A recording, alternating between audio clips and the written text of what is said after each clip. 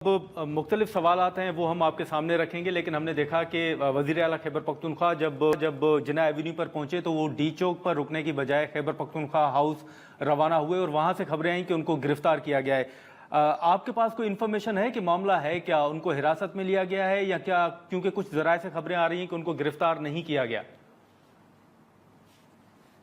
बिस्मिल्लाहिर्रहमानिर्रहीम। देखें, अभी तक कोई कंफर्म न्यूज़ नहीं आ रही है, लेकिन उन एक केस में वो मतलूब थे जिसमें उनके वारंट इशू थे। उसमें उनकी जो है वो गिरफ्तारी होनी थी। अभी तक ऑफिशियली कंफर्मेशन नहीं आई है, और जब तक ऑफिशियल कंफर्मेशन नहीं आती है तो उसके कोई स्टेटमेंट गालिबन मैं नहीं दे सकता कि उसके ऊपर कि वो इस वक्त हाँ, गिरफ्तार है या नहीं, नहीं है। लेकिन लेकिन लेकिन कुली उनके साहब, तरफ कानून क्या कहता है? क्या किसी सूबे के जो जो एग्जीक्यूटिव हों, चीफ एग्जीक्यूटिव हों, उनको गिरफ्तार किया जा सकता है? इस हवाले से कानून क्या कहता है? अगर सूबे के चीफ सिर्फ शराब की बोतलें साथ फिराता हो और गैर कानूनी असला फिराता हो तो ये हर किसी के लिए आम है। वो जिस केस में आज उसकी गिरफ्तारी की गई है, वो तो एक उस पे था कि आप किसी गरीब आदमी को जो है वो ठर्रे की बोतल के साथ तो पकड़ सकते हैं, लेकिन वज़ीर आला जो है वो शराब की बोतलें घुमाए और गैर कानूनी असला घुमाए।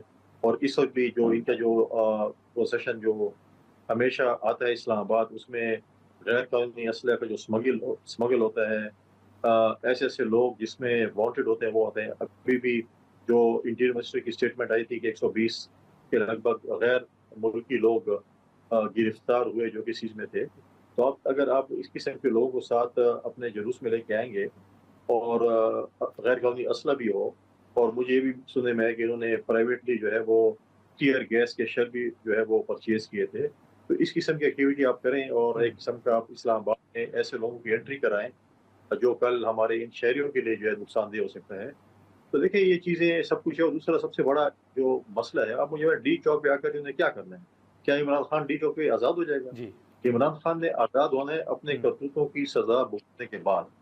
और इनका सबसे जो बड़ा एजेंडा है वो सबके सामने आ चुका है कि वो जो एससीओ कॉन्फ्रेंस है उसको सबोताज करने की कोशिश कर रहे हैं।